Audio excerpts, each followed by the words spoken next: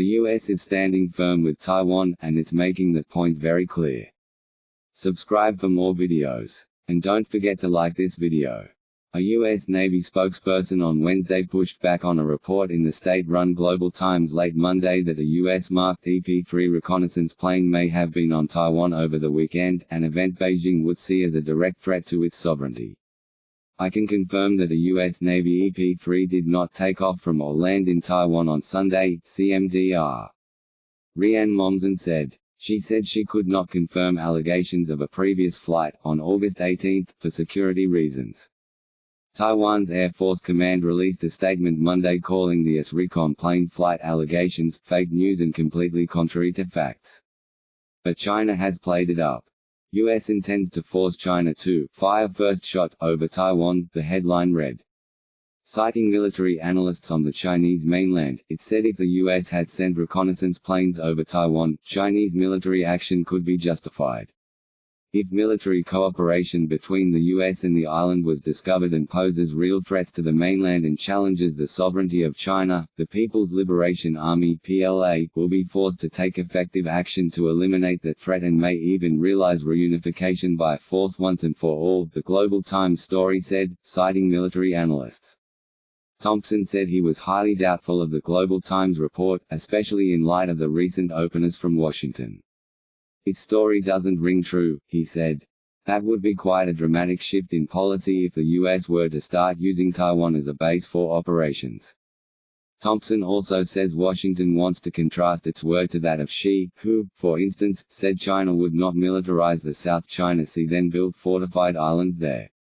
Their rhetoric is difficult to take at face value when they have reversed themselves repeatedly, Thompson said of the Chinese leadership. Offensive vs defensive. Western analysts say Taiwan poses no threat to the Chinese mainland, at least in a combat sense. Even though Taipei is buying new US-made weapons like main battle tanks and F-16 fighter jets, all to be paid for with an increase in the island's defense budget announced by President Tsai Ing-wen last week, it isn't going to be sending any of that military muscle across the Taiwan Strait.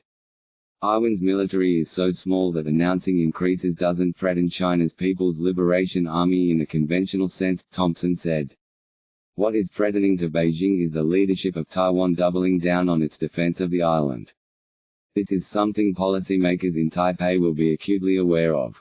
Since coming to power, she has refused to rule out the use of force in claiming Taiwan, even though the ruling Chinese Communist Party (CCP) has never in its history exerted control over the island. What do you think? Can China defend itself against US? Drop your comment and don't forget to subscribe and like, for more video. She has also come down hard on another threat to Beijing's leadership, democracy protests in Hong Kong, passing a national security law with a global reach to silence anybody who might challenge Chinese authority over the city. He's been ruthless in addressing those perceived threats, Thompson said of Xi.